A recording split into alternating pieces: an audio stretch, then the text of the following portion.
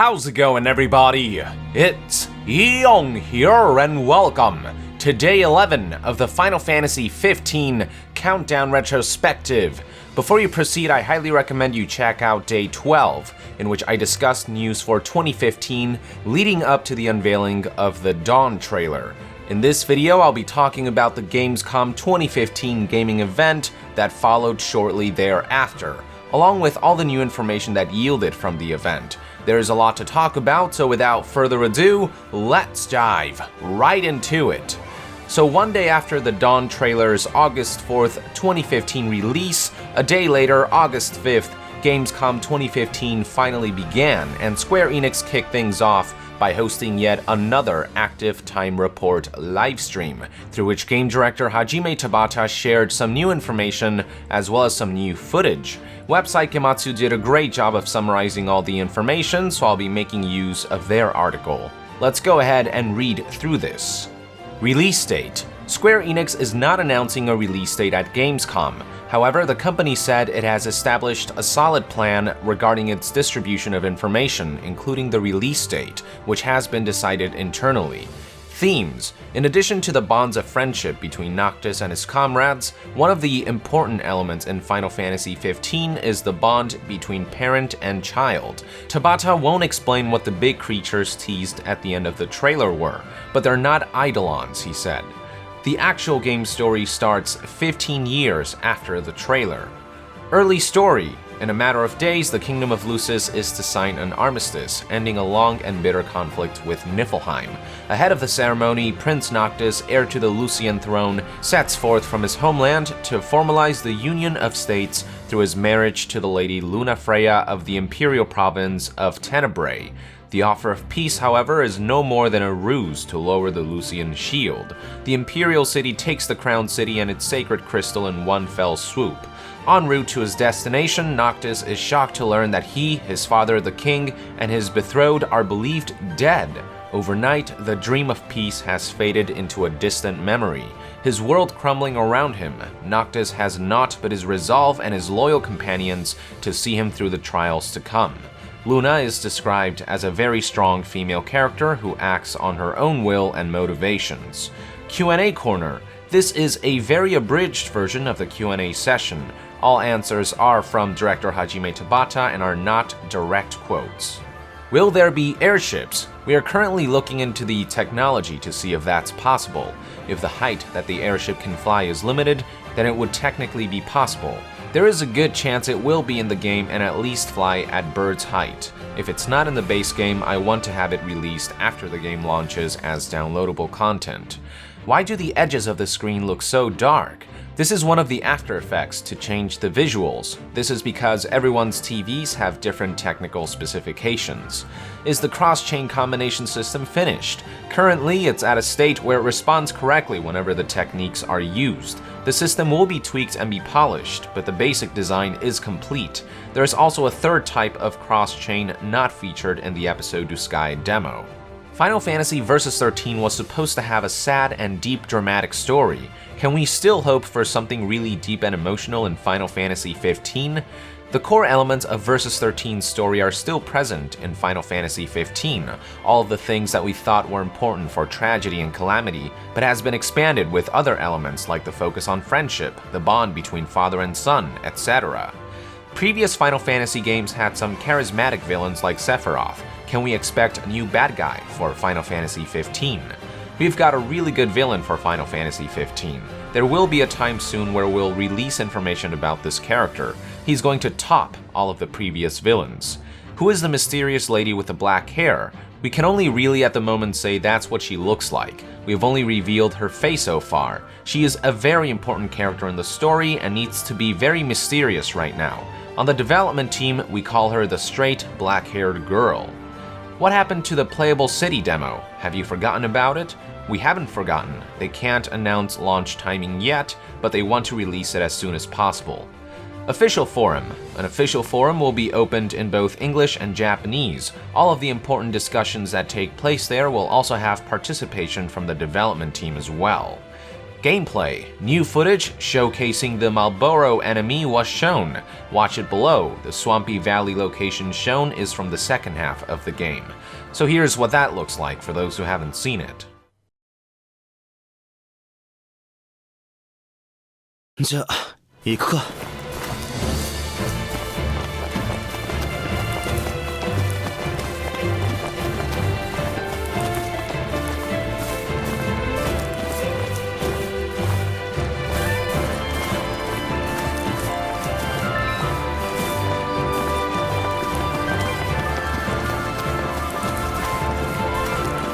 滑るな。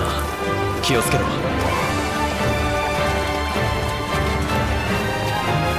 こっちっぽい気がする。すごいな。こりゃやべえな。何が出てきてもおかしくないな。ならやめときません？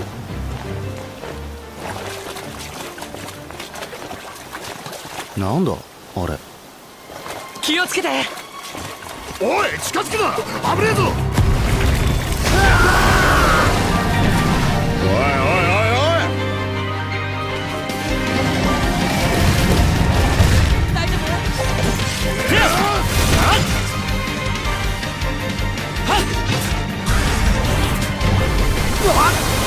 しまった。何やってんだ俺。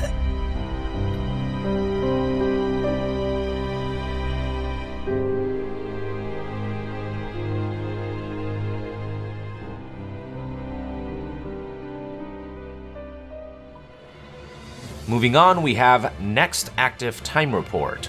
The next active time report will come to you from PAX Prime in Seattle at the end of August, followed by the Tokyo Game Show in September. Following the Gamescom 2015 Active Time Report broadcast, Tabata had a chance to sit down with numerous media outlets for an interview about the highly anticipated title, through which a number of information yielded. When speaking with Game Informer, Tabata talked about what's happening in the Dawn trailer and provided some more story details. Here's how the relevant portion of the article reads. Up until this point, not much has been revealed about the narrative, making Tabata feel like now was a good time to devote an entire trailer to it. The trailer is set 15 years before the events of Final Fantasy XV, and Tabata said all the footage is in-game and real-time. While the story will certainly focus on Noctis and his friend's journey, Tabata says that a big pillar of the narrative will be the father and son dynamic, as showcased in the trailer. Interpersonal bonds is the main theme of the game, and this is just one more way to showcase that. In the new art released, see below, you see Noctis's infamous black car in the background, and apparently it actually belongs to his dad. That's sort of the metaphor representing the relationship between Noctis and his father through the car, Tabata explains. As seen in the trailer, Tabata confirms you'll also find out more about Noctis's past in flashbacks. This extends to the dog and mysterious girl we saw in the trailer. The dog isn't just a stray, but it's also not someone's pet. The narrative covers a large portion of the main characters' lives and friendship, and this dog plays a key role in that. That dog actually plays a really big part in the events that take place a little later in their lives, after the young man phase, Tabata says.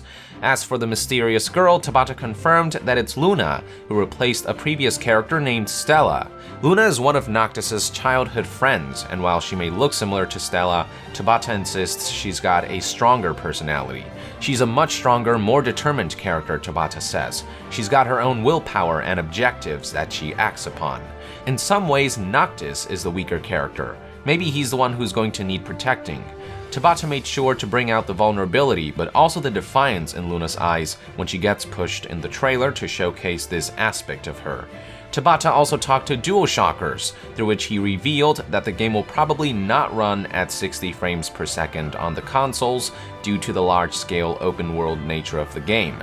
He also hinted that a PC release might be considered after launch. Then, when talking to GameSpot and Eurogamer, Tabata hinted that we might be looking at a 2016 release date, and the reason he even hinted that is because of the negative feedback to what many consider to be a meager Gamescom 2015 showcase. Tabata also mentioned at some point that the game would be launching worldwide simultaneously.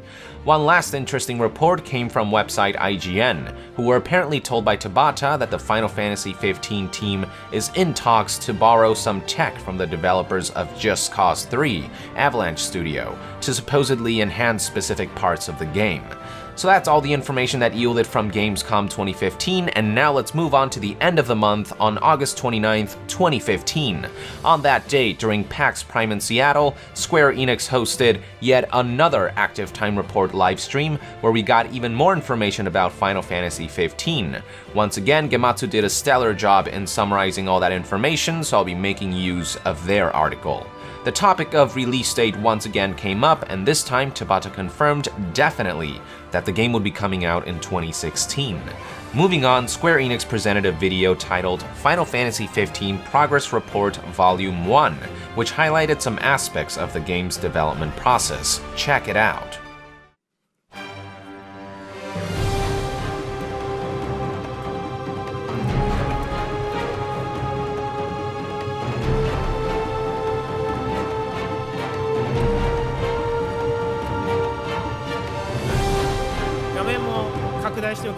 I also zoomed in on the actual gameplay footage for you. ちゃんと英語だ。 And everything's in English. これならわかります。 I think you'll get a good idea with these English subtitles. これは右上にあるプログレスっていうのが、この各項目の進捗ですよね。Hi. So that development progress in the upper right, that's for each individual asset, right? Yes, that's これ correct. コロですよね。 This is core, right? それはちょっと言えないです。なんで No comment.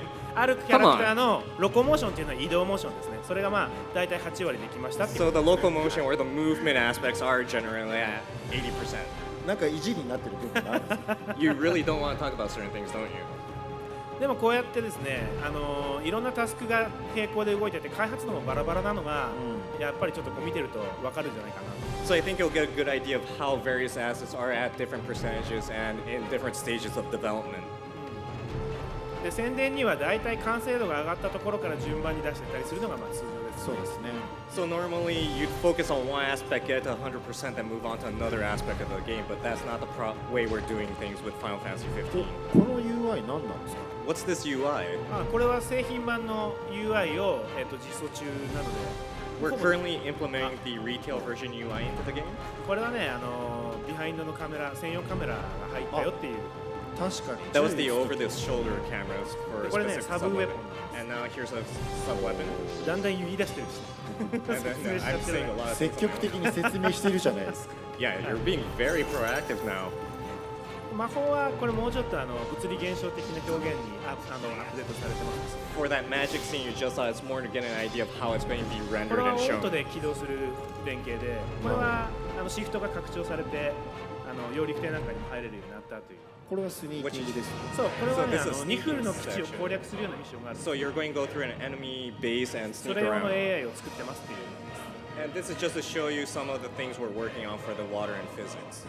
これちょっとだけテックの開発レポートも入れてきました。 This is more of a technological development and progress report.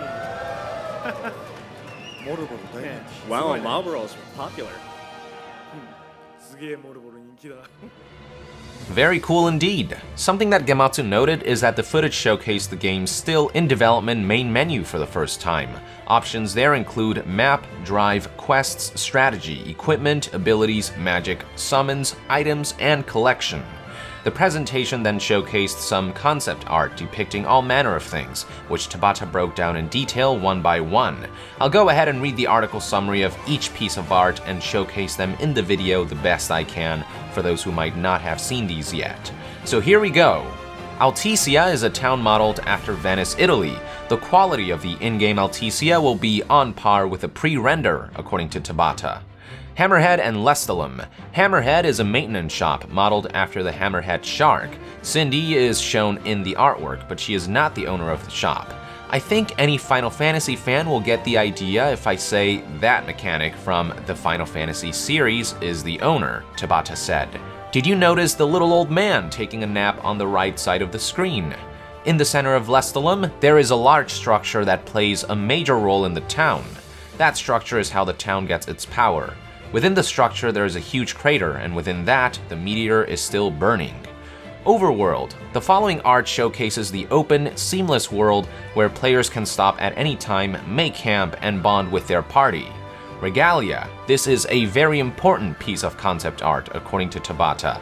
Noctis and his friends use this car to go on their journey. The owner of the car is King Regis, Noctis' father. The key theme in Final Fantasy XV is the bond between friends, but another key theme is the bond between father and son. So while Noctis is traveling with his friends, he is indirectly bonding with his father. Leviathan. Eidolons in Final Fantasy XV have their own personalities, are smart, and play a vital role in the story. The Leviathan pictured here is female and connected to Alticia in some way. Myth. This art depicts how the world of Final Fantasy XV came to be. The old fatherly figure pictured on the right side of the screen is Ramu. He and other Eidolons are involved in the creation of the game's world. While the artwork may look very Western, Tabata notes that all the concepts that are included have a very Japanese background. Luna Freya Nox Florette. This artwork depicts Luna fleeing a town after it's been invaded. We are actually going to reveal some more information concerning Luna at our Tokyo Game Show event, but what I really wanted to get across is that she's a very strong character, a very strong woman, Tabata said. Kaim Outpost. This is the Kaim Outpost. Right behind this outpost is the ocean. During the course of their adventure, Noctis and his friends will arrive here and take a boat across the ocean to a town called Alcordo.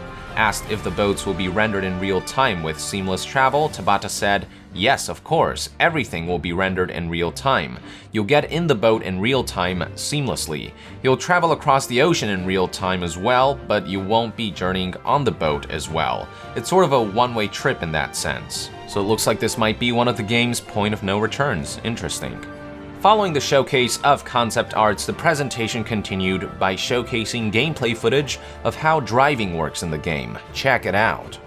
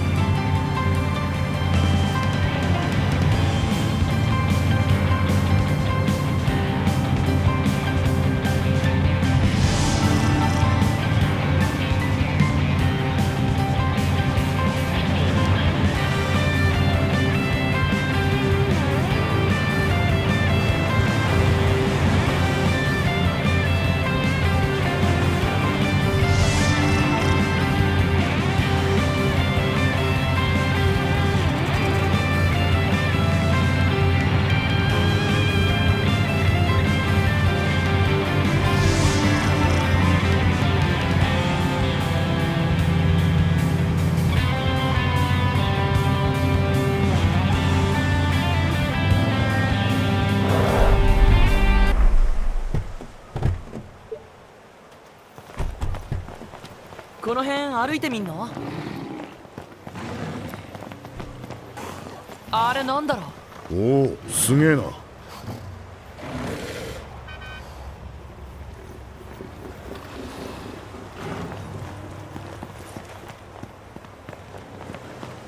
あれ戻るの？の？いつでも来られる。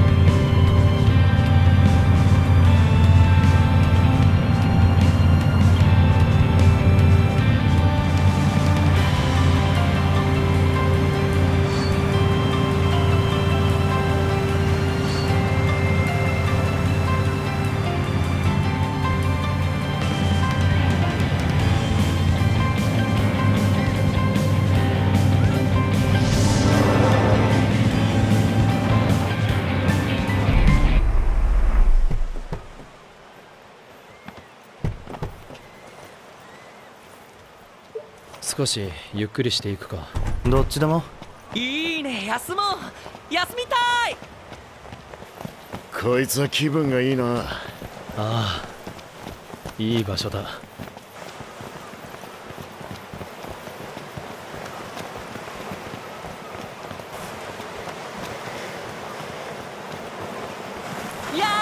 ほー。爽快だな。ノクトも叫んでみなって。自分だけでやってろよ。